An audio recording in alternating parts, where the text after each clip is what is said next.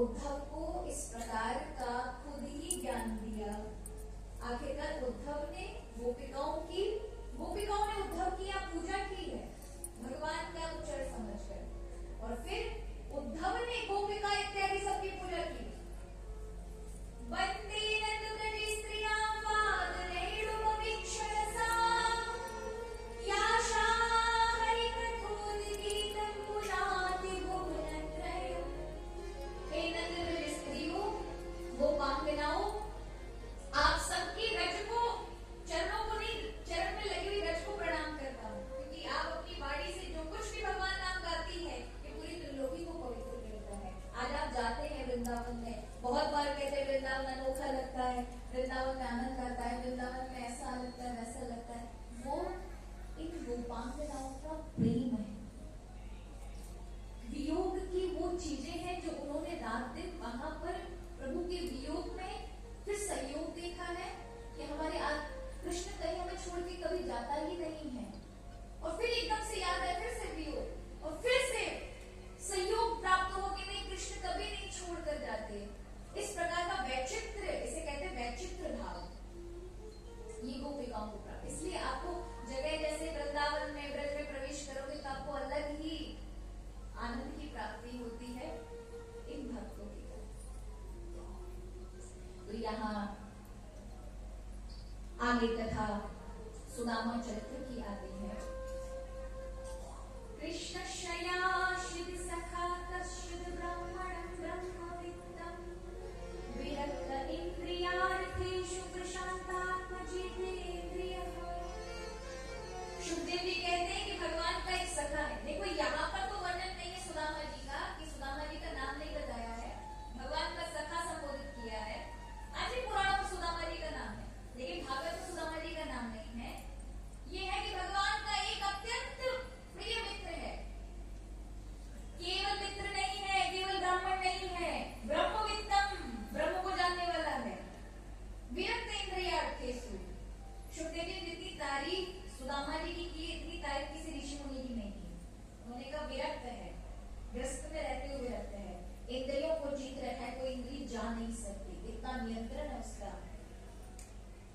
और ऐसा नहीं कि अहंकारी हो गए, हमने ये हमको बाबा जी बन गए, सब छोड़ छाड़ के लोगों को देख के कहे तुमने तो ग्रस्त जीवन अपनाया, हम तो सन्यासी बने, हमने ये छोड़ा, क्योंकि अहंकार होता है महात्माओं को, क्योंकि वस्तु छोड़ी है। लेकिन ये अहंकारी नहीं है, प्रशांत आत्म जितेंद्रिय, हमेशा प्रसन्न रहने वाले, चेहरे पर प्रसन्नता है। ऐसे बचपन में भगवान 64 दिन के लिए उज्जैन पढ़ने के लिए गए थे। यहाँ पर सुदामा की मित्रता भगवान से हुई। सुदामा ने अपने जीवन में कभी कोई मित्र नहीं बनाया भगवान के अलावा। जब प्रभु जाने लगे, सुदामा रोने लगे, प्रभु में लाला मैं कैसे तेरे बिना। तो भगवान वचन देकर गए थे, देखो मित्र मेरे पास आना, तुम ये प्रतिज्ञा दे कि तू आएगा ना मुझसे मिलने के लिए। सुदामा कहते हैं लाला जी बहुत दूर है, नजदीक होता तो जरूर आता, तब प्रभु मथुरा में विराजमान थे, और फिर गुजरात का रहने वाला पोरबंदर का सुदामा, और भगवान पहुंच गए द्वारिकापुरी में। इतने करीब होने के बाद भी कभी नहीं गए। क्यों? व्यवस्था क्या थी उसकी? निर्धनता, कि अगर मैं गरीबी में जाऊंगा तो मेरे लाला, मेरा मित्र जो है वो क्या समझेगा, कुछ लेने के लिए आया है। इसलिए अपने आप को छुपा करके रखते थे। एक धर्मपत्नी थी जिसका नाम था सुशीला, 4 बालक थे। गृहस्थ जीवन ऐसा चल रहा था, कभी भोजन मिलता था, कभी नहीं मिलता था। शास्त्रों में ब्राह्मणों के लिए कुछ आजीविका है, इस प्रकार से अपना भरण पोषण करें तो उन्हें अपना ब्राह्मण वर्ण में रहने का, जो उनको भगवत कृपा से वर्ण प्राप्त हुआ, शरीर प्राप्त हुआ है, इसकी सफलता है, तभी मुक्त हो पाए। तो कहा ब्रह्म में अपना मन लगाएं, कर्म कांड इत्यादि करें। ये जो दान लेना है, कर्म कांड करना है, ये ब्राह्मणों के लिए ज्यादा अच्छा नहीं बताया गया, इसमें इनकी तपस्या जाती है। कहा अगर लेते हैं तो फिर देना भी पड़ेगा, और यदि यजमान का हित चाहना पड़ेगा, अपने लिए नहीं करना पड़ेगा, यजमानों के लिए,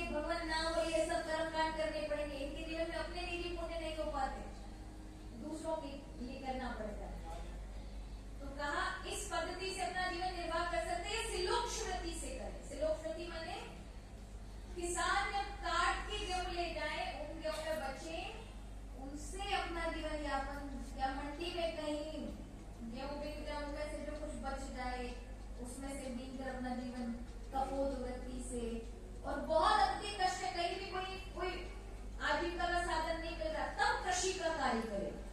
मतलब बहुत नियम शास्त्रों में बताया जो आज प्रैक्टिकल में संभव नहीं करना।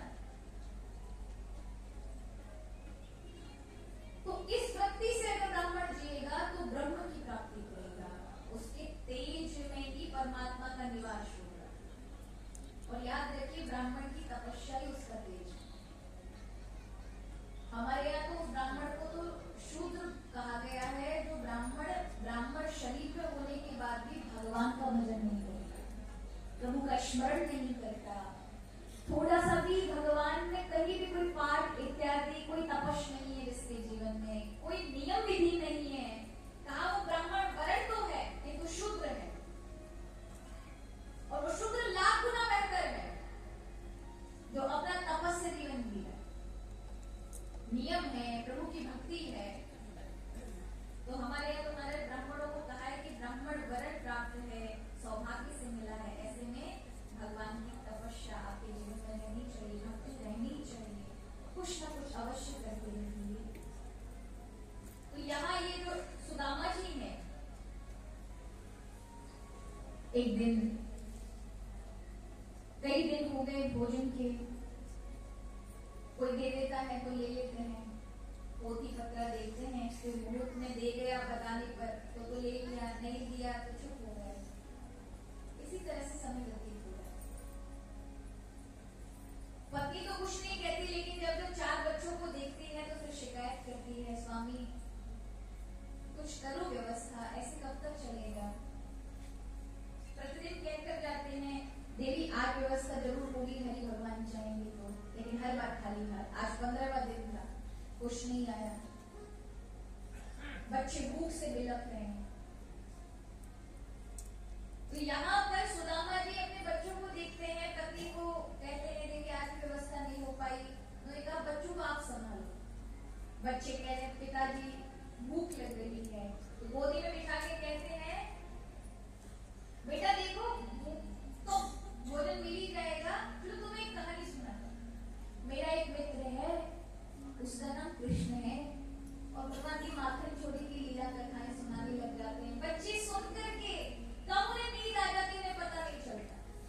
तभी उनकी पत्नी ने कहा रात दिन कृष्ण कृष्ण बोलते रहते हो, कृष्ण द्वारिका में तुम्हारे समीप ही निवास करते हैं, तुम चले क्यों नहीं जाते। हमारी ऐसी स्थिति है और तुम्हारी तो वो जिगरी यार है, मित्र है, एक बार उनकी मदद क्यों नहीं लेते। तुरंत कह देते देवी ऐसा मत कहना, ये बात तुम्हारे मन में आई है, मेरे मन में भी है, लेकिन मैं कभी नहीं चाहता मैं मेरे मित्र के सामने हाथ फैलाऊं। पत्नी ने सोचा ये कभी नहीं जाएंगे, लेकिन जब तक कृष्ण भगवान के पास नहीं पहुंचेंगे हमारा कल्याण होने वाला नहीं है। उन्होंने कहा ठीक है, अपने मित्र को कुछ मत कहना, ना मांगना, लेकिन मिल तो आओ, क्योंकि जीते जी यदि तुम कृष्ण से मिलकर नहीं आए तो इस आयु का नहीं पता कब ये शरीर छूट जाए। तुम्हारे मन में एक ही ये बात रह जाएगी, तुम अपने जीवन काल में कृष्ण से नहीं मिल पाए। आप जैसे ही बोल रहे ना, सुदामा को लगा ये सुशीला नहीं बोल रहे, इसके मुख से कृष्ण बुलवा रहे हैं, कि बाद में मुझे पछतावा होगा कि तू अपने जीवन काल में कृष्ण से नहीं मिला। वो एकदम से उनका रोक रोक खड़े हो जाते और कहते हैं सुशीला मैं जाने को तैयार हूँ, मैं मांगूंगा नहीं मांगना, बस कृष्ण से मिला, रात्रि कृष्ण कृष्ण एक बार देख पाऊं कैसा है तुम्हारा मित्र, क्योंकि आयु का कोई भरोसा नहीं है। आज हमारा जीवन है, कल नहीं है, कम से कम अपने जीवन काल में तुमने कृष्ण को तो देखा जिसका नाम रट रहे हो। दौड़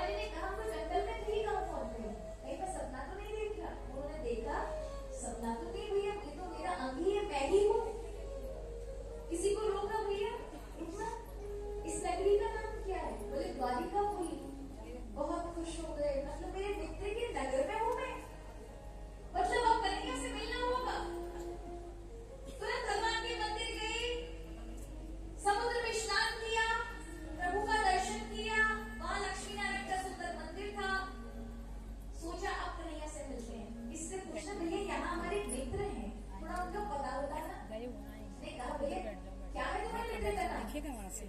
भैया बात ऐसी है कि मैंने वो बोल बैग पर्स कुछ तो होता उनका, तो फिर पर्स मैंने पता टांग नहीं। रखा यार। अपने सगे मामा को मारना यहाँ पे फिर मामा के बैठ ससुर ने के चैन न लेते बैठ मारा जाओ। उनको छोड़ के मथुरा को या द्वारिका में उड़ो।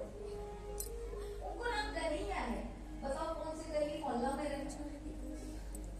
ये देख करके सब हंसने लगे, उसके भोलेपन को देख कर कहने लगे, अरे भैया जिस नगरी में खड़े हो ना वो यहाँ के अधिपति हैं।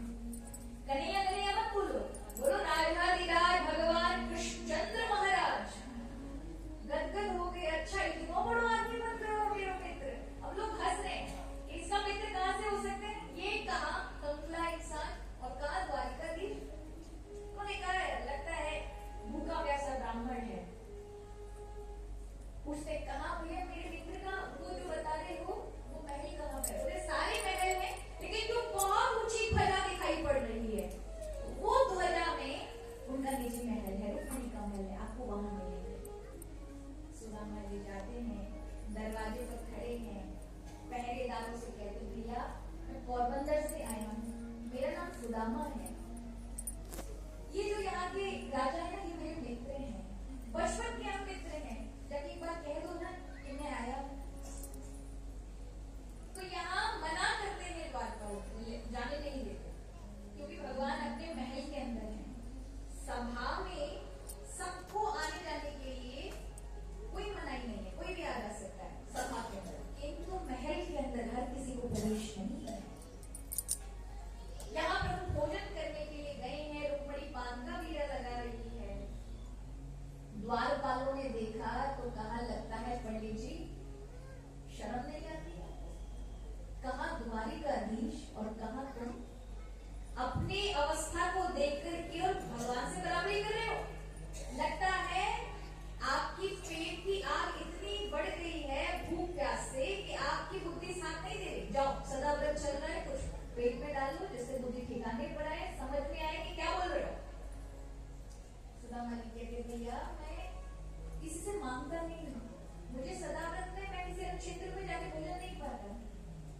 मैं सही बोल रहा हूँ कि मेरा मित्र है, एक बार जाके कहो, अगर बोल देगा तो अंदर आ जाऊंगा, अगर मना कर देगा तो लौट जाऊंगा, मैं दोबारा ना करूंगा। एक बात कहते हो ना भैया, रोने लगते। ये देख करके महाराज एक बूढ़ा पहरेदार आता कहता है उन दो को डांटते हुए, हाँ मुझे बताओ आप ब्राह्मण देवता क्या है?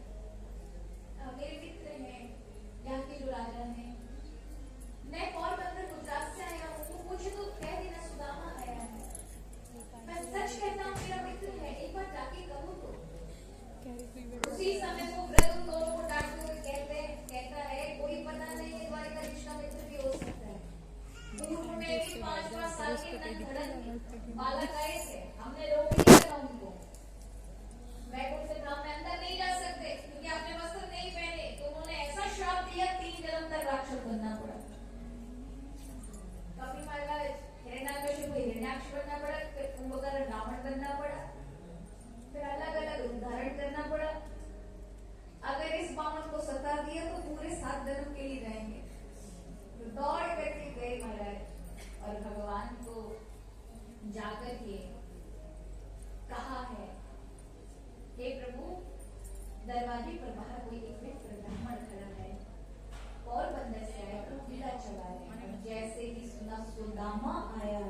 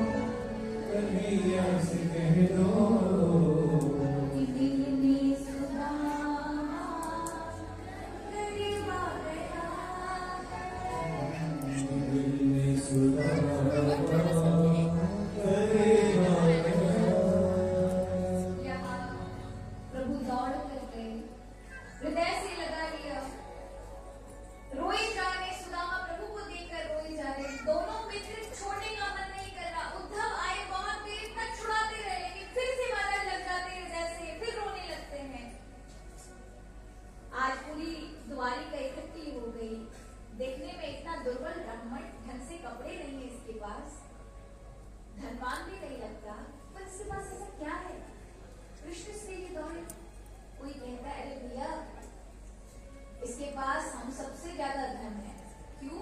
इसके पास भक्ति का धन है। और भगवान को कौन खरीद सकता है? भगवान को कौन अपना बना सकता है? आप ये कहो जिसके पास बहुत ज्यादा बुद्धि है वो, तो फिर गजराज जो जिसको भगवान ने डाला उसको तो बिल्कुल बुद्धि नहीं। आप ये कहो अच्छे ब्राह्मण वर्ण में जाति में जन्म लेने को भगवान ताकते होंगे, तो बिल्कुल तो दासी होंगे। आप ये कहो ज्यादा पढ़ लिख जाए, ज्यादा एकेडमिक डिग्री उनके पास आ जाए, उनको भगवान मिलते होंगे, तो फिर ध्रुव जी की क्या आयु थी? उनको तुम्हारे कोई पढ़ाई प्राप्ति ही नहीं थी, छोटे थे बचपन में। भगवान को क्या प्रिय है? बोले भगवान को भक्ति प्रिय है। भक्ति ही भगवान को करीब लाती है, भक्ति ही भगवान तक पहुंचाने का कार्य करती है। भक्ति प्रियो माधव। तो यहाँ भगवान लेकर आए, सुदामा जी को स्नान कराए हैं प्रभु ने, पुरानी वस्त्र उतारे, नए पहनाए, आभूषण पहनाए। सुदामा के पैरों में कांटे देकर भगवान रो पड़े। गर्म पानी मंगवाया, लेकिन रुक्मणी जी को लाने में देर हुई तो प्रभु ने अपने अश्रों के जल से ही सारे पग धो दिए। अपने मुख से, अपने मुख से ही कांटे निकाल करके अपने मित्र का कष्ट दूर किया। भोजन कराने के लिए बैठे तो 56 प्रकार के भोगों को देखकर सुदामा जी को अपने बालकों की याद आ गई। यहाँ कृष्ण के पास आया हूँ तो 56 प्रकार के भोग मेरे बालक भोजन के लिए तरस रहे होंगे, उनके पास तो कुछ भी नहीं है। भगवान ने देखा सुदामा को, कहा भी तो चिंता नहीं करो, बच्चों की चिंता नहीं करो, बाहर की व्यवस्था हो चुकी, तुम यहाँ पे ध्यान दो, मेरे साथ भोजन नहीं करोगे? हाँ हाँ भैया करेंगे ना। भोजन पाया। पूरी द्वारिका और परिवार वालों से मिलाने के लिए भगवान जिस सिंहासन पर रुक्मणी और कृष्ण बैठते थे, आज उस सिंहासन पर सुदामा को बिठाया, स्वयं चौकी पर नीचे आकर बैठ गए। सुदामा कहते हैं, लज्जित होते हैं, भैया तू मित्र है मेरा, तू बराबरी में बैठ। बोले नहीं नहीं, आप जैसा त्यागी भक्त अगर मेरी नगरी आया है तो आज मुझे पवित्र कर दिया, मेरा पूरा परिवार धन्य हो गया।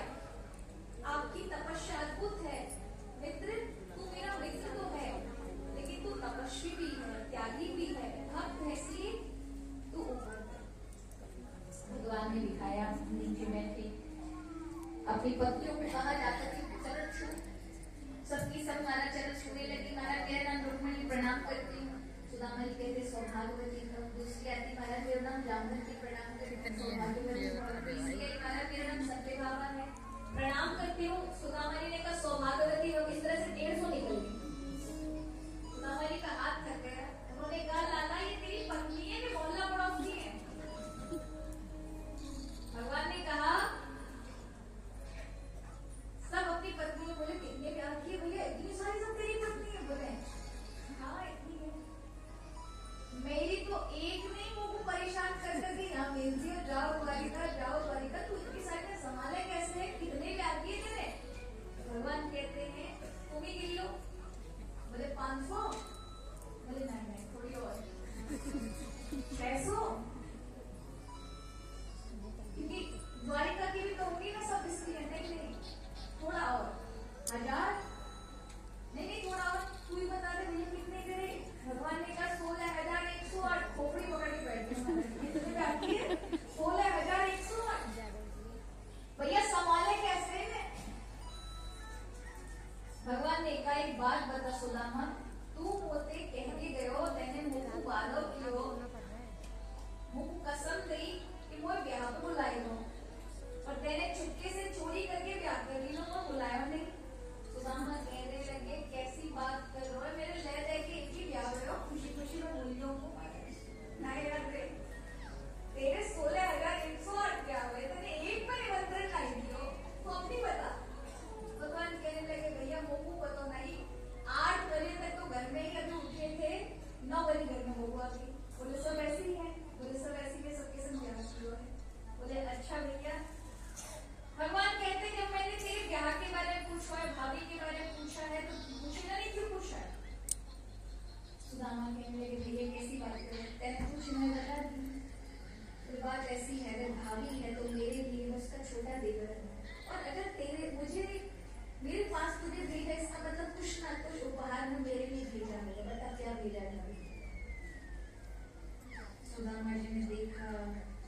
बदोनी ब्राह्मण की गांव के वीर होगी यहाँ इतना बड़ो द्वारिका को राजा है।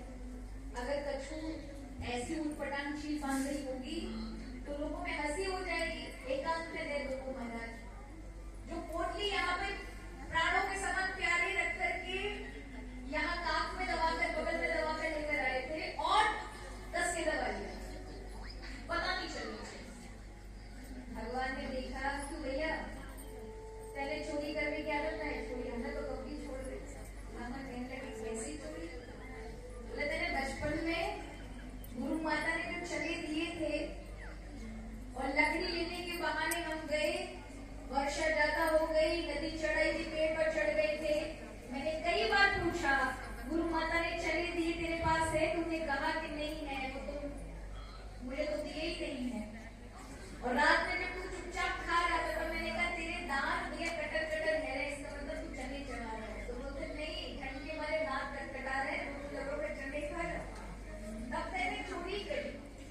मेरी चोरी करने की आदत नहीं है। भाभी ने जब चाप मेरे लिए कछु भेजा होगा तो भाई भी छुपा के बैठो, पर मैं तो ले लूं महाराज। ठाकुर जी ने हाथ उठाया और जबरदस्ती पोटली खींची। सुदामा ने क्या करते महाराज? बेवश है, अब मन में सोच रहे, अब दुनिया के सब परिवार वाले देखेंगे, कहा कहेंगे महाराज। पर ठाकुर जी खोलते हैं, देखते हैं चावल है, प्रसन्न हो जाते हैं। कहते सुदामा भैया, मैया यशोदा की याद रहते, दूध में मुकुट चावल डाल करके चीनी डाल के खवाया करती। आज वो मेरी मैया यशोदा की याद आ गई, रोने लगे। प्रभु ने एक मुट्ठी पाई, एक लोक की संपत्ति सुदामा की, दूसरी मुट्ठी पाई मेरी सारी संपत्ति सुदामा की, तीसरी मुट्ठी में लक्ष्मी रुक्मिणी को देने वाली थी। लक्ष्मी ने हाथ पकड़ लिया, प्रभु बस करे, मुझे तो अपनी सेवा में रखे। भगवान क्रोधित हुए, जब मैं स्वयं अपने भक्ति की सेवा में चला गया तो तुमने क्यों हाथ रोका? तुम भी चली जाती, क्या बिगड़ जाता? आज बाहरी रूप में किसी को पता नहीं चला क्या मिल गया सुदामा को, लेकिन आंतरिक रूप में भगवान ने सब कुछ प्रदान कर दिया। अपने से भी अद्भुत नगरी सुदामा को प्रदान की, धन वैभव प्रदान कर दिया। सुदामा के सामने बने रहे कैसे? बाहर नाटक करते हैं, रुक्मिणी जी ने हाथ रोका और बाहर से नाटक करते हैं, कच्चे हैं चावल, पेट में दर्द कर जाएंगे, कुछ भोग तो हम लोगों के प्रसादी के लिए छोड़िए। सुदामा जी कहते हैं लाला मनो करो ना कि चावल खाने की चीज है, तू राजा आदमी है, छोड़ या। पूरी द्वारिका में चावल का प्रसाद बांटा गया। प्रभु सबसे मिलवाते हैं और अंत में सुदामा कहते हैं बहुत दिन है रे लाला, वो चलो चाहिए। प्रभु कहते हैं रथ भी जैसे है वैसे करेंगे। सुदामा जी जाते हैं, भगवान ने जानबूझ कर बताया, भगवान जाते समय सुदामा को कहते हैं ये तपस्वी ब्राह्मण, ये पृथ्वी हम जैसे राजाओं के भार से हम दब जाती है, कष्ट में आ जाती है, लेकिन तुम जैसा तपस्वी ब्राह्मण उस पर नंगे पांव चलेगा तो उसके अनेक अनेक कष्टों को हरता हुआ जाए। ऐसे तो नंगे पांव जाओ। आपको पता है परिक्रमा जब होती है उसका मतलब ही क्या होता है? कितने ऐसे भक्त हैं जिनके जीवन में अधिक भगवान की तत्व साधनाएं ऐसे हैं, भक्त साक्षात भगवान को ऐसे ऐसे उनको भी होके देखते हैं, ऐसे सम्मुख। वो जब नंगे पांव परिक्रमा लगते वो रज उसके पवित्र हो जाते हैं। फिर उनमें हम संसारी की चलते हैं ना,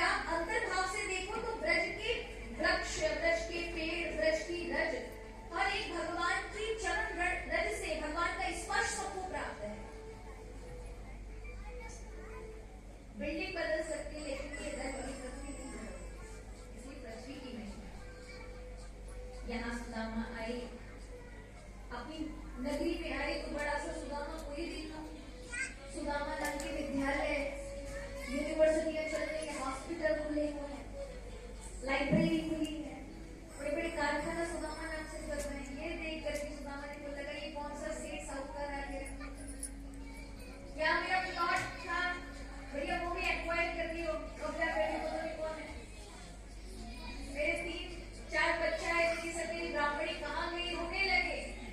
अब वो वहां कोई झोपड़ी उपड़ी तो पड़ी नहीं थी महाराज, बड़े में महल खड़े थे, तभी सुशीला घर से 1000 दासियों के साथ निकल कर आती है। चरण रोते हुए सुदामा के चरण छूती है। बड़ी सी महारानी को आकर चरणों के पास देखकर कहने लगे, अरे दूर दूर माता जी। उन्होंने कहा माता जी नहीं, तुम्हारी धर्मपत्नी हूँ। और सुनकर के महाराज एकदम से सिर घुमाया, अरे सुशीला तुम यहाँ पर ये कैसे कर रहे हो? बोले कहा था ना कि कृष्ण के साथ चले जाओगे, सब मुझे मिला है।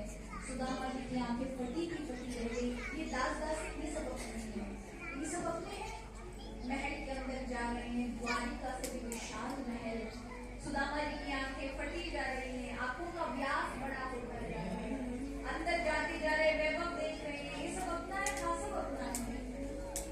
बालकों को खेलते मुस्कुराते हुए देखा,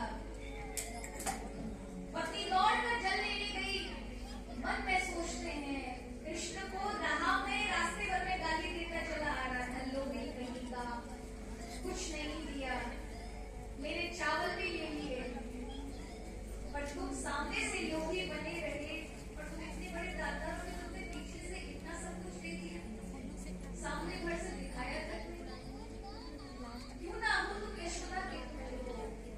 यशोदा माने तो दूसरों को यश देना जानती है, खुद यश लेना नहीं चाहती। कभी मेरे जीवन में मैंने बड़ा गलत कार्य किया कि मैंने आप ही ऐसा सोचा। पत्नी आके जलकर गिलास देती पीते हैं और कहते देवी देखो भोजन की व्यवस्था हो गई है, बच्चों के लिए सारी, अब तुम्हें मेरे पास शिकायत लेकर आने की जरूरत नहीं है। जाने लगे तो पत्नी कहती है स्वामी कहाँ जा रहे हो? बोले वहीं जहाँ मैं भजन करना है। स्वामी वस्त्र तो पुराने हैं, वो बदल लो। अब तो ये तब बदले जाएंगे जिस दिन जीवन यात्रा समाप्त हो, क्योंकि कृष्ण ने पहनाए अपने हाथ से, कृष्ण ने धारण कराए, इससे नहीं होगा। और सुदामा उन महलों को भी त्याग कर दिया जिन महलों को प्रभु ने प्रदान किया, उसमें इतना सा उनका मन नहीं रमा। वही उनका भजन, जहाँ उस मंदिर में बैठा करते थे, वहीं पर अनवरत प्रभु का भजन। अब उन्हें जो उनके जीवन में बार बार विक्षेप पैदा कर रही थी भजन में, वो उनकी दरिद्रता थी। भगवान ने आज दरिद्रता हटा करके उनका मन पूर्ण तरह से अपने में लगा लिया, जिससे इसी संसार का उतनी चिंता न रही कि मेरे बच्चों का भरण पोषण कैसे होगा। अब इतना प्रदान है कि सब अच्छे से रहेंगे, और सुदामा अपना भजन कर रहे हैं। महाराज ऐसा ही भाव होना चाहिए, हमारे संसार में रहो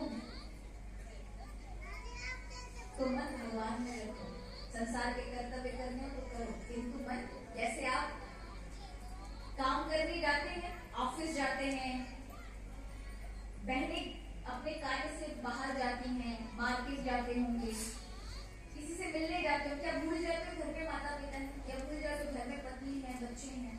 नहीं भूलते ना। कोई कहीं भी चले जाए आपको याद रहेगा, पता है कि मेरे साथ जुड़े हुए संबंध है। उसी तरह से आप दुनिया में कहीं भी घूमिए, आपको ये याद रहना चाहिए कि आपके साथ द्वारिकाधीश है, आपके सिर्फ प्रभु है, बस इतना सही तो याद रखना, इसी का नाम भक्ति है। पर बुद्धि ये करने को तैयार नहीं है, सिर्फ इतना ही बुद्धि को मानना है, बात बन जाए। संसार के मामले में बुद्धि तुरंत मान जाती है, पर भगवान के मामले में नहीं मान पाती, यही पर कमी है। अभी मान के चलो कोई लड़की कन्या जा रही हो, दो लड़के उसका पीछा कर रहे हो, तो उसे क्रोध आएगा कि कौन है जो दो लड़के मेरा पीछा कर रहे हैं।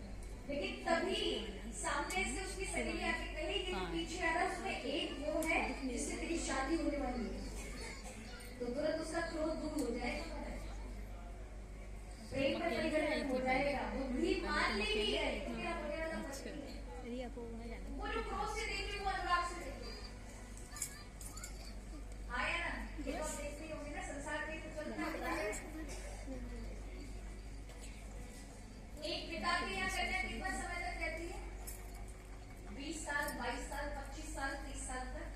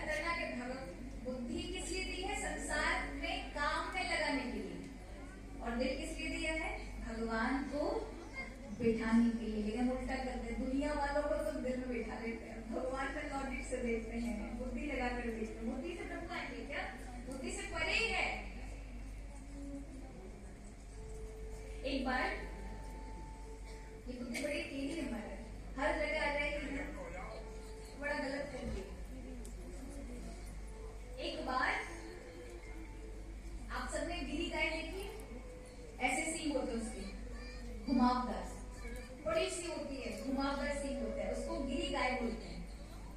गौशाला में जाओगे तो देखोगे बड़े बड़े सींग होते हैं। तो एक ग्वाला प्रतिदिन दूध निकालता था गिरी गाय का। एक तो उसको मन में आता था ये गाय के जो सींग है, इसमें जो जगह है उसमें मेरा सिर चला जाएगा कि नहीं चला जाएगा, प्रतिदिन सोचता था। सोचते सोचते 1 महीना हुआ, 2 महीना हुआ, 3 महीना हुआ, 6 महीना हुआ, 2 साल हो गए। एक दिन दूध निकालते निकालते से सोचा कि अब मैं बाद में दूध निकालूं, पहले देखूं तो सही मेरा सिर जाएगा कि नहीं जाएगा। और जाकर के अपना सिर फंसा लेता था।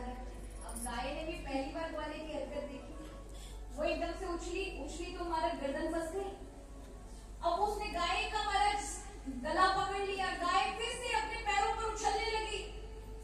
इसने पकड़ लिया तो और उछलने लगी। अब तो चिल्लाए भैया बचाओ बचाओ मेरे प्राण निकलेंगे। और इतना सुनते गांव वाले इकट्ठे हुए, गाय को पकड़ा, उसको जबरदस्ती जैसे तैसे निकाला, पानी पिलाया। और उससे लोगों ने कहा भाई ऐसी भी क्या जरूरत थी कि तुमने अपना सिर यहाँ पर घुसाने की क्या आवश्यकता थी? बुद्धि नहीं थी? बुद्धि से सोचा नहीं? पानी पीते हुए कहता 2 साल से सोच रहा था। और बुद्धि ने क्या किया? बुद्धि ने ऐसे डिसीजन लिए, ऐसे निर्णय लिए। बुद्धि कभी भी खोटे कर्म करवा सकती है, बुद्धि को भरोसा नहीं करना चाहिए। इसलिए कहा बुद्धि से दुनियादारी के कार्य करो, बुद्धि दुनिया में लगाओ और मन हृदय भगवान बुद्धि से। तो यहाँ सुदामा पर प्रभु ने कृपा की है। आगे कथा आती है कि प्रभु ने यदुवंशियों को श्राप दिलवाया, यादवों को श्राप दिलवाया, क्योंकि देवताओं ने कहा प्रभु अब धर्म की स्थापना हो चुकी है। क्योंकि उस समय जरासंध महाराज एक राक्षस थे, बड़े बड़े आतताई राक्षस थे।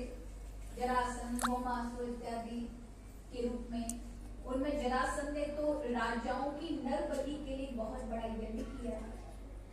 जो राजा सज्जन थे, जो उस आतताई के कार्य में बाधा बनते थे, उन सबको उसने कारागार में डाल करके यज्ञ करना चाहा जिसमें उन सबकी बलि दी जाए।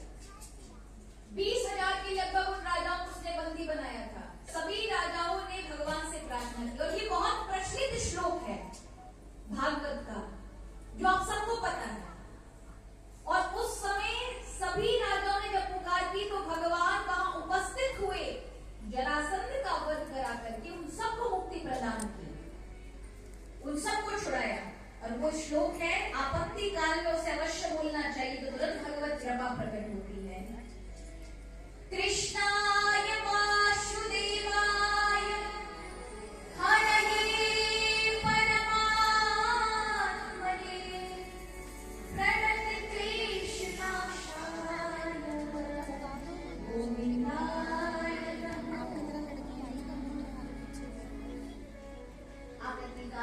हमेशा इस मंत्र का अवश्य प्रयोग करें, भगवान तुरंत कृपा करें। यहाँ जरासंध को प्रभु ने भीम के द्वारा मरवाया। जो राजा, देखिए जरासंध को कोई मार नहीं सकता था क्योंकि उसको वरदान प्राप्त था। तो उसके पास इतनी विशाल सेना है कि 5 पांडव मिलकर भी उसकी सेना को नष्ट नहीं कर सकते।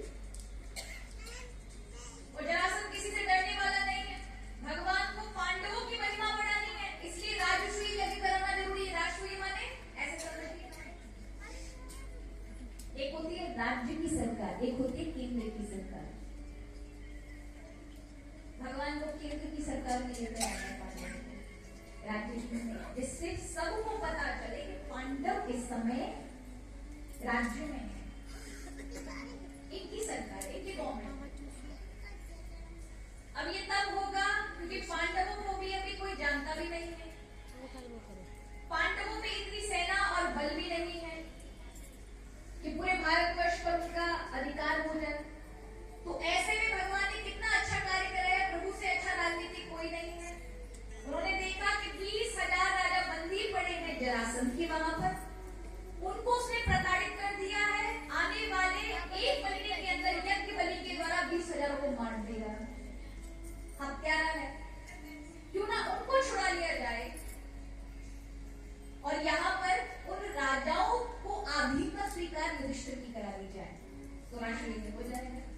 बिना लड़ाई झगड़े के। यहाँ भीम के हाथों मरवाया, जरासंध को 20,000 राजाओं को छुड़ाया और उनसे कहा राजश्री यज्ञ में युधिष्ठिर का साथ तो सबने साथ दिया। और यहाँ राजश्री यज्ञ हुआ भव्यता से। पांडवों को फिर महाराज वनवास हुआ। भगवान ने यहाँ पर दोबारा से धर्म युद्ध करके पांडवों को पुनः वापस राज्य करवाया। अनेक अनेक द्वारिका लीला करने के बाद देवता आए, प्रभु अब चलिए धर्म की स्थापना हो गई, अब वैकुंठ को चले। प्रभु कहने लगे अभी तो मेरा सबसे बड़ा परिवार ही है, इनको मैंने अपने समान बल दिया है। मैं यदि धर्म की स्थापना करके धर्म के कार्य करते करके अपने धाम चला गया, इनको छोड़ गया, कहीं ये गलत दिशा की ओर बढ़कर मेरी दी हुई शक्ति का दुरुपयोग कर लेंगे तो मेरे किए कराए पर पानी फेरेंगे, सबको साथ लेके जाएंगे। एक दिन पिंडारक क्षेत्र पे भगवान के पुत्र जाकर ऋषियों का अपमान कर देते हैं और ऋषियों से श्राप मिलता है, तुम सभी यदुवंशों का नाश हो जाएगा। किसी ने आगे भगवान कृष्ण को नहीं बताया, लेकिन द्वारिका में उत्पात मचना चालू हो गया। यहाँ पर देवकी माँ भगवान कृष्ण से कहती है कि तुम साक्षात ब्रह्म हो, मुझे पता चला, मेरे मरे हुए 6 बालकों को लौटाकर दे दीजिए, मैं और कुछ नहीं मांगती। जो कल से मांग रहे थे वह परमात्मा जो बीत गई चीजों को वापस नहीं आ सकती, लेकिन अपनी माँ के लिए जो उन्होंने पहली बार मांगा था, तो मरे हुए पुत्र ला करके दोबारा से जीवित करके देवकी को सौंप दिया। यहाँ देखिए हमारे भगवान की कृपा सब कुछ कर सकती है, असंभव को भी संभव कर सकती है।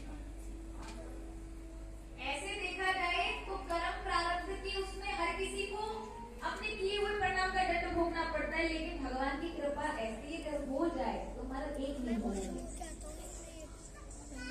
ऐसे समझिए साधारण सा किसी मंत्री से भी आपकी पहचान हो ना, तो वो भी थोड़ी कृपा कर दे तो आपके लिए थोड़ी जगह साथ अच्छी बनवा देता है, आपका मार्ग सुलभ कर देता है संसार में। हाँ यार, एक बार कहीं हड़ताल हो रही थी महाराज, हाईवे बंद कर रखा था किसानों ने, जाम कर रखा था नेशनल हाईवे,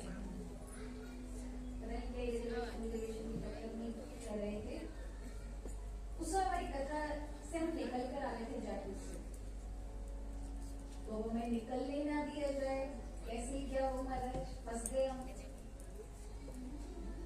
तो वहीं पर महाराज कोई पॉलिटिशियन थे, उनको पता चला तो उन्होंने आकर के तुरंत रास्ता खुलवाया। उनके केवल एक उस पर हमारे लिए पूरा गोवर्धन तक का रास्ता साफ। अब ये क्या कहेंगे, साधारण से एक मंत्री की उससे पहचान से इतना हो सकता है, स्वयं भगवान से अगर आपके सीधा भाव जुड़ा हो, उसकी कृपा क्या नहीं कर सकती महाराज। कृपा का तो बल बहुत बड़ा है, बहुत बड़ा। इसलिए प्रभु की कृपा की आकांक्षा करनी चाहिए। प्रभु आपकी कृपा के बिना कुछ नहीं हो सकता। सांप सीढ़ी खेलते हैं ना, कभी खेली होगी? दो खेलने वाले जो खिलाड़ी प्लेयर हैं वो एक साथ ही चलेंगे, लेकिन किस्मत कहां पर टिकी हुई है? डाइस में।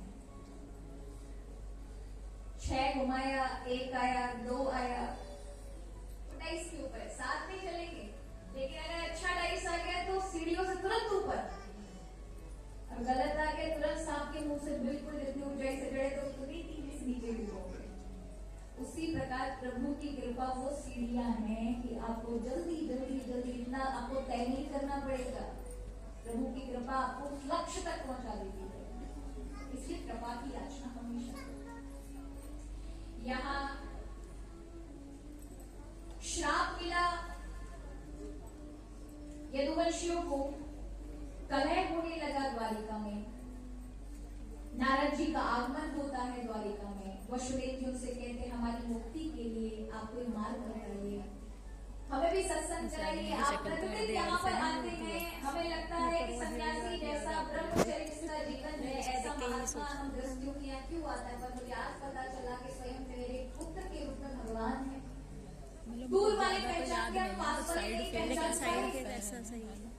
तो हे नारद बाबा, आप उनको मुक्ति का कोई साधन बताइए। उन्होंने कहा आप तो अपने भगवान के साक्षात पिता हैं, आपकी तो मुक्ति ऐसे ही हो जाएगी, लेकिन आप सत्संग की बात करते हैं। तो फिर सत्संग सुनाया, निमि राजा और नव योगेश्वर संवाद सुनाया, जहां निमि राजा के यज्ञ में नव योगेश्वर ये ऋषभ भगवान के नौ पुत्र हैं, त्यागी परमहंस जीवन मुक्त महात्मा, ये आते हैं। निमि राजा से पूछते हैं भागवत धर्म का ज्ञान दीजिए, तो ये भागवत धर्म का ज्ञान देते हैं। क्या देते हैं? निमि पूछते हैं भागवत धर्म क्या है? तो कहा कि भगवान ने अपना सारा संसार का कार्य करते हुए पाप पुण्य, पाप अगर जाने बनते हैं, पता नहीं आपको, पुण्य भी बनते हैं, वो सब कुछ भगवान को समर्पित कर दे। कायेन वाचा मनसेन्द्रियेर्वा बुद्ध्यात्मना वा अनुषु स्वभावात् करोमि यद् यत् सकलं परश्री नारायणायेति समर्पयेत्। कायेन वाचा, काया से, शरीर से, वाणी से, मन से। कभी आपने सोचा है आप रात दिन इतना सब कुछ करते हैं, कभी हिसाब मांगा अपनी बुद्धि से? रात दिन दुनिया में चलती भगवान के लिए कितना किया? हाथों से कभी पूछा रात दिन संसार के लिए लगे रहते हो, भगवान के लिए कब उठे थे? पैरों से कभी हिसाब किताब लिया? इतने साल की हो गए हो, कितनी बार भगवान के कार्य में लग पाए? मन से कभी डिटेल मांगी? बैलेंस मांगना चाहिए, अपनी बैलेंस शीट भी बनानी चाहिए। हमारा मन कितने समय तक भगवान में लगा, ये संसार में लगा? बुद्धि से भी मांगो। अगर ये सब संसार में लगे हैं, इसका अर्थ है अभी हम प्रभु के नहीं जुड़े। तो कायेन वाचा मनसेन्द्रियेर्वा बुद्ध्यात्मना वा अनुषु स्वभावात्, और इन सबको भगवान को समर्पित करो, यही सच्चा भागवत धर्म है। सच्चे भक्त किसे कहते हैं? तो कहा 3 प्रकार के भक्त होते हैं। एक होता है श्रेष्ठ भक्त, जो सब में भगवान को देखे। दूसरे होते मध्यम भक्त, जो भगवान से प्रेम करे, भगवान के संत और भक्तों में प्रेम का भाव रखे, अज्ञानी जनों में दीन का भाव रखे, जो उसे वैर करते, शत्रुता करते, उसे उपेक्षा का भाव रखे, यानी दूरी बनाकर रखे। कई बार घर में ऐसे लोग होते हैं जो जी के लिए जंजाल बने होते हैं, तो कहा भले शरीर से साथ में रहो, लेकिन मन से दूर रहो, उपेक्षा का भाव। लेकिन उसको जताओ मत कि तो उपेक्षा करके उसकी। मन से मतलब, मन से दूरी का मतलब है कुछ भी बोले मन में धारण मत करो, मन की शांति खराब मत करो। हमारे तो कोई भी शांति खराब कर देता है। अभी सर धज करके घर से निकले थे, 10 बार आईने में देख लिया, बहुत अच्छे लग रहे, जैसे ही घर से बाहर निकले तो पड़ोस ने क्या पहन के डाले, नहीं अच्छा लगा। लेकिन जाके आईने में देखेंगे और फिर से देखेंगे, पड़ोसी ने कह देगा नहीं अच्छा लग रहा, मन पे खुद को भरोसा ही नहीं हो रहा है, दोबारा से चेंज करके जाएंगे। कोई भी जाए आपका लोगों के हाथ में, जब चाहे आपको दुखी कर दे, जब चाहे आपको सुखी कर दे, आपके लिए 4 अच्छे मीठे शब्द बोले, आप फूल के कुप्पा, आपको अगर अपमानित कर दिया, आप फिर से रोने लग गए, तो आपका अपना रिमोट कंट्रोल आपके हाथ में, दूसरे के हाथ में वो। और याद रखिए, ऐसे लोग बहुत ज्यादा दुखी रहेंगे। घर में टेलीविजन, लेकिन रिमोट पड़ोसी के हाथ में, तो वो जो टीवी में चलाएगा वही देखोगे। आपको कुछ नहीं, मेरा तो टीवी दिखाने के लिए, तो आपका शरीर ऐसे ही है, दिखाने के लिए, लेकिन रिमोट दूसरों के हाथ में दे देते हैं। अब वो जो जैसा चैनल लगा दे, हम वैसे हो जाते हैं। अगर उन्होंने मैरिज वॉर वाला लगा दिया तो फिर हम लड़ाई कर रहे हैं, झगड़े कर रहे हैं। दुखी वाला लगा दिया तो हम रो रहे हैं। अध्यात्म किसे कहते हैं? जिसने अपना रिमोट कंट्रोल अपने हाथ में रखा हो। कोई अपमान कर रहा है, कर दिया ना, मैं मेरे दिल तक अंदर तक नहीं, मैं मेरा दिल खराब क्यों करूं? किसने कुछ गलत बोला, मैं मेरा दिल क्यों खराब करूं? ठीक है, उसने बोल दिया, देखेंगे अगर आपका जवाब है तो तुरंत दो, नहीं है तो वक्त पर छोड़ो, समय अपने आप दे देता है। किंतु हृदय मत दुखाओ, अपने आप को परेशान मत करो।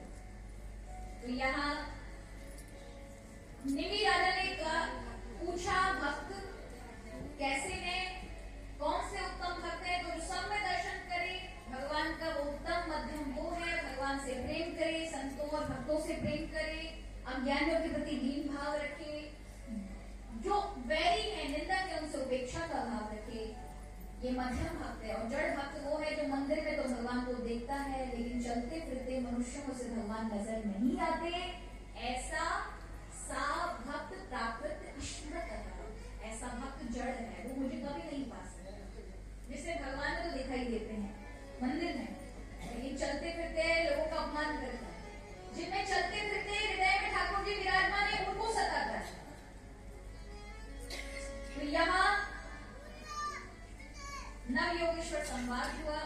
आगे भगवान द्वारिका वासियों को ले जाते, कहते हैं कि अभी द्वारिका में अत्यंत दुख कष्ट का वातावरण है, अशुभ चीजें हो रही हैं, चलो हम सभी तीर्थों में चलते हैं, प्रवास क्षेत्र में त्रिवेणी में नहाएंगे, जहां इन यदु कुल का संहार लिखा है, स्वयं काल स्वरूप भगवान उन सभी को वहां से द्वारिका से निकालकर प्रवास क्षेत्र में जहां उनकी मृत्यु होने वाली है वहां ले जा रहे हैं। और आज गए हैं सबने तीर्थ यात्रा की, लेकिन फिर कुछ यदुवंशी शराब मदिरा पान कर लेते हैं, पुण्य समाप्त हो जाते हैं, स्वभाव बिगड़ जाता है, आपस में लड़ने लगते हैं और आपस में लड़कर एक दूसरे को मारते हैं। तलवार चाचा कभी नहीं गई राधा भतीजा जी देखता है, भतीजा चाचा को देखता है, जब समाप्त तलवार अस्त्र शस्त्र हटते हैं तो फिर मतलब लास्ट एक में नाम वहीं की मिलते घास हैं, उसके बाद रखी थी खत्म हो वहां जाता है। समुद्र किनारे, उसको मारते एक दूसरे को।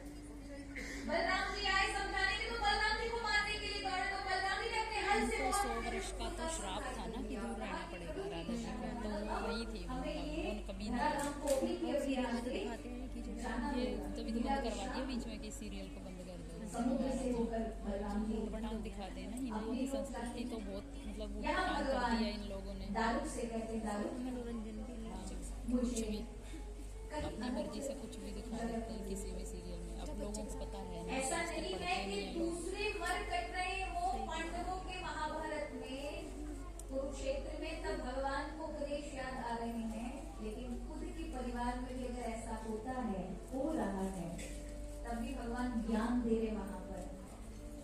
ये बहुत बड़ी अलग स्थिति है।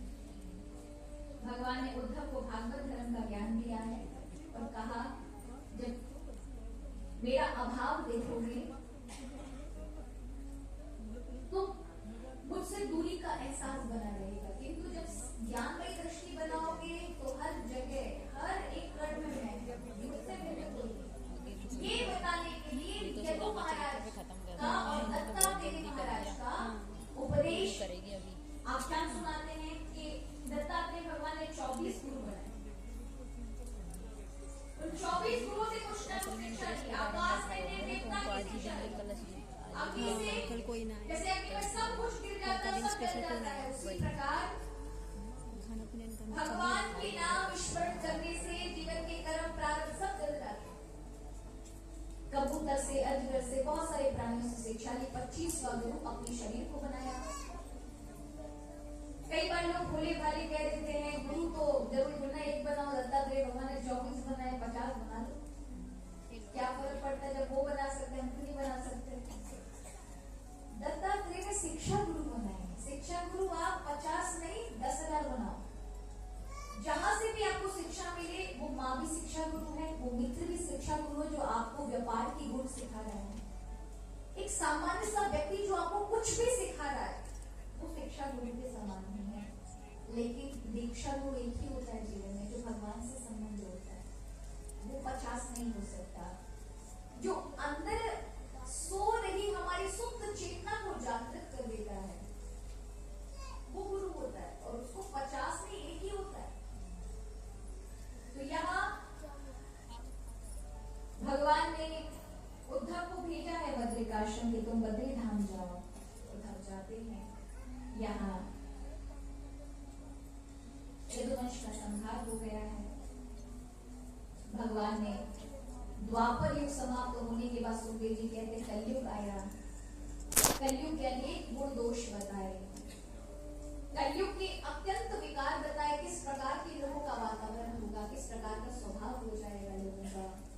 फिर कहा कलयुग में अत्यंत अवगुण भरे लेकिन एक गुण सबसे अच्छा है कि कलयुग में भगवान नाम से भगवान की प्राप्ति हो जाएगी, भगवान की कृपा प्रभु के नाम से प्रभु में चित्त रखते ही हो जाएगी, जो अन्य युगों में संभव नहीं है।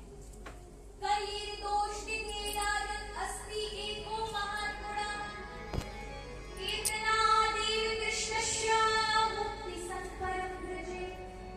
केवल कीर्तन मात्र से मुक्ति प्राप्त हो जाएगी, भगवान की मुक्ति प्राप्त हो जाएगी, भगवान प्राप्त हो जाएगी। इसलिए कलयुग सब विकार से युक्त है, किंतु एक सबसे अच्छी चीज इसमें ये है कि तपस्या करने की आवश्यकता नहीं, भगवान नाम ही प्रभु की कथाएं सुनकर कितना ही काफी है। और यहाँ अब सुखदेव जी महाराज उठे हैं और उठ करके परीक्षित से कहते हैं, परीक्षित अब तुम्हारी मृत्यु के लिए तक्षक आने वाला है, वो तुम्हें डसे तब तक मैं यहाँ रुकूंगा नहीं, लेकिन मैंने तुम्हें भगवान की कथा श्रवण कराई है, तो इतना ही कहूंगा। अभी भी यदि तुम्हारे मन में कोई शंका है, समाधान नहीं हुआ है, तो भी बता दो। जब तक तुम्हारी शंका का निवारण नहीं करूंगा, तक्षक तुम्हें स्पर्श नहीं कर सकता। ये मेरा वचन है। ये समर्थ गुरु की महाराज उपलब्धि है। समर्थ गुरु मिल जाए तो मृत्यु के मुंह से निकाल लेता है। समर्थ रामदास जी को ये समर्थ शब्द किसने दिया था? एक बार वो काशी गए, तो उनका एक शिष्य उनके साथ गया, उनकी सेवा कर रहे। समर्थ रामदास जी पहले रामदास थे। समर्थ नाम कहां से प्राप्त हुआ, उसकी कथा, उसकी कहानी बता। तो काशी में उन्होंने अपने शिष्य से कहा, जाओ एक ब्राह्मण है, उससे भिक्षा मांग कर लाओ। अब वो ब्राह्मण शिव के अत्यंत बड़े भक्त थे, वो जो कुछ अपनी वाणी से बोलते वो सत्य होता था। माने हुए विद्वान थे। उनका नियम था कि सुबह 10 बजे तक अगर वो जब तक भजन नहीं करते तब उठते नहीं थे। तो वो शिव जी की अर्चना कर रहे हैं, इतने में 6 बजे ही ये रामदास जी के शिष्य करते दरबार भिक्षाम देही, भिक्षाम देही, भिक्षा दीजिए, भिक्षा दीजिए। एक बार हुआ, 2 बार हुआ, जब 5 बार बोल दिया, वो क्रोधित हो गया। ब्राह्मण अपनी पूजा से छोड़कर क्रोध अवस्था में बाहर आकर कहता है, तुमने मेरी पूजा में व्यवधान किया है, इसलिए जाओ, आज की रात्रि तुम्हारी मृत्यु है, तुम्हें इस शरीर को छोड़ना होगा। ब्रह्म वाक्य है, उसकी वाणी ऐसी है कि वो जो बोलता है उसे वो सत्य ही होता है। जैसे ही यहाँ शिष्य को पता चला, रोता वो गुरु जी के पास पहुंचा। लोगों ने कहा कि ये जो महात्मा है, इसकी वाणी ऐसी है, मरेगा नहीं। पहुंची अपने गुरु के पास। गुरुदेव, रात को पैर दबा आपने भिक्षा लेने के लिए भेजा था, वहाँ श्राप दिया था उसको। ब्राह्मण ने मुझे इतना श्राप नहीं देने नहीं, का जिस गुरु का चेला था ना, अपने गुरु उसका वो कहेंगे रात भर पैर दबाने रहे, तो जो मारने आएगा ना वो बाहर की बाहर लौट जाए, कहेगा बाहर आकर बाहर नहीं आता हूँ क्योंकि मेरे को पैर दबाने हैं, वो पैर अंदर तब नहीं आ समर्थ रामदास कहते हैं, एक काम कर, अब तुम्हारी मृत्यु होने ही वाली है, तो फिर गंगा जी के तट पर बैठकर राम जाप करो। गंगा जी के तट पर मन लगेगा कि मृत्यु समझ मन लगेगा। ये संसार में बार बार मेरे माता पिता को पता नहीं, किसी को पता नहीं, मैं मर गया तो क्या होगा। और मेरा इतना दिव्य गुरु है, लेकिन ये गुरु भी मुझे नहीं बचा पा रहे। जैसे ही रात्रि हुई, आरंभ हुआ, और उन्होंने कहा रात्रि में तुम्हारी मृत्यु आ जाएगी। जैसे ही रात्रि के 9 बजे गुरु ने तुरंत आवाज दी, कुटिया में आ जा, चरण दवा मिले। मैंने यही सुना है। उन्होंने कहा कम से कम मरते मरते गुरु ने सेवा करी, तो चरण दबाने लगे। गुरु सोए नहीं। अब वो सोए नहीं, ये पैर कैसे छोड़े? सोए तो पैर छोड़े। जैसे ही वो सोचता है कि अभी गुरुदेव सो रहे हैं, चलो अब मैं ना थोड़ा थक गया हूँ, हट जाऊं, तुरंत गुरु कहते कहा जाता है, पैर दबा। सुबह के 4 बज गए। जैसे ही 4 बजे गुरुदेव ने कहा, जा बेटा, दोबारा से उसी ब्राह्मण के पास जा, भिक्षा मांगकर दोबारा से ला। तेरी मृत्यु नहीं होने वाली। क्यों गुरुदेव, कहाँ मेरी मृत्यु? अरे 4 बज गए, मृत्यु दरबार में प्रतीक्षा कर करके चली गई और हमने भगा दिया, अब नहीं आ सकती, जाओ उसी ब्राह्मण के पास जाओ फिर से, कि अब से फिर से हमको श्राप दे दिया। तो बोले नहीं दे सकता श्राप, देगा तो मैं देख लूंगा, जाओ। दोबारा से वो बालक जाता है और फिर से मांगता है भिक्षाम देही। और ये जो भजन करने वाला महात्मा है, ये जो देखता है कि वही जिसको श्राप दिया था वो जीवित खड़ा है, आश्चर्य से हो जाता है, ऐसे कैसे संभव है? बाहर निकल कर आता है, कौन है तुम्हारा गुरु? और जैसे ही रामदास भगवान के विषय में ध्यान देता है, उन्होंने कहा वो समर्थ है, साक्षात भगवत स्वरूप है, तब से उन्हें समर्थ रामदास नाम प्राप्त हुआ। यानी सामर्थ है जिसके अंदर, मृत्यु को भी रोक सकता है। तो गुरु क्या ऐसा है? तो यहाँ परीक्षित कहते हैं गुरुदेव, सिद्धोस्मि अनिग्रहितोस्मि भवतां करुणात्मनः। हे महात्मा शुकदेव जी, आपकी सुनाई हुई कथा से मैं सिद्ध हुआ, कृत्य हुआ। ऋषि का श्राप मेरे लिए वरदान बन गया कि मुझे भगवान की निर्मल कथा श्रवण करने को प्राप्त हुई। शरीर मरता है, आज नहीं तो कल मरेगा, इसे अगर आप रोक ही देंगे, पर मुझे जो आपने प्रदान किया है ना, वो आत्मा कभी नहीं मरती। तो मेरे प्रसन्न हो गए। उन्होंने कहा, देख उस परमात्मा से ना मैं अलग हूँ, ना तू, ना ही सृष्टि, इससे अपने को अलग कर उसी परमात्मा में अपना मन लगा।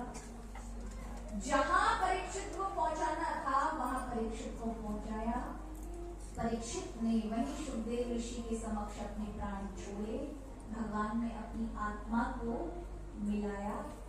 देह पड़ी की पड़ी रह गई। सुखदेव जी ने अपना कमंडल दिखाया। जैसे आए थे वैसे उठे सारे ऋषि जो उनकी भागवत कथा को श्रवण कर रहे थे। पैल, वैशंपायन, जैमिनी, वशिष्ठ, अत्रि, दुर्वासा, पिप्पलायन इत्यादि बड़े बड़े ऋषि खड़े हुए। व्यास जी भी बड़े आश्चर्य से देख रहे हैं, मैंने श्रीमद् भागवत कथा को रचा, लेकिन जितनी करुणा से हृदय से मेरे पुत्र ने इस भागवत कथा को समझा, इतना तो मैंने भी नहीं समझा। जैसे आए थे वैसे ही जंगल की ओर अदृश्य हो गए। सब महाराज जितने भी संत थे हाथ जोड़ करके प्रणाम करने लगे। सुखदेव जी को नमन किया। सुखदेव जी ने कोई 10 बार कथा नहीं सुनाई, एक ही बार परीक्षित को सुनाई और वो एक ही इतने सब महात्माओं पर कार्य कर गई। सभी महात्माओं ने अपने हृदय में भागवत कथा को रखा और कहा इस परंपरा को कौन चलाएगा। वहीं पर सुखदेव जी के छोटे से बालक के रूप में सूत जी महाराज कथा सुनकर बैठे थे, जिनको सुखदेव जी का आशीर्वाद था, ये इस भागवत परंपरा को चलाएगा। और वो आज नए इशारे में सौनकादिक ऋषियों को ये कथा सुना रहे हैं और कहते हैं इस प्रकार से ये कथा और फिर मंगलाचरण कहते हैं। कश्मयेन विभाषितो यम अतुलो ज्ञान प्रदीपः तद्रूपेण च नारदाय मुनये कृष्णाय तद्रूपिणः योगीन्द्राय तदान्वनात् भगवद्राताय कारुण्यात् तच्छुद्धं विमलं विशोक अमृतं सत्यं परं धीमहि। नाम संकीर्तनं यस्य सर्वपापप्रणाशनं प्रणामो दुःखशमनं तं नमामि हरिं परम्। और सभी गा रहे हैं, सभी ऋषि मुनि गा रहे हैं, तेरी शरण प्रभु तेरी शरण, तेरी शरण,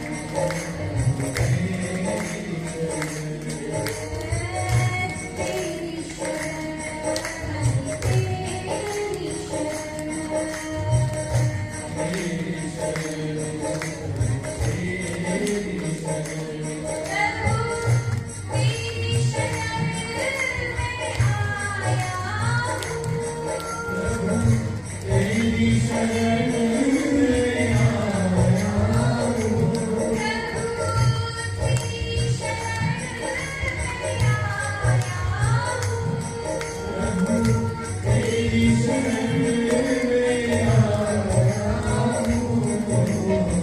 तेरी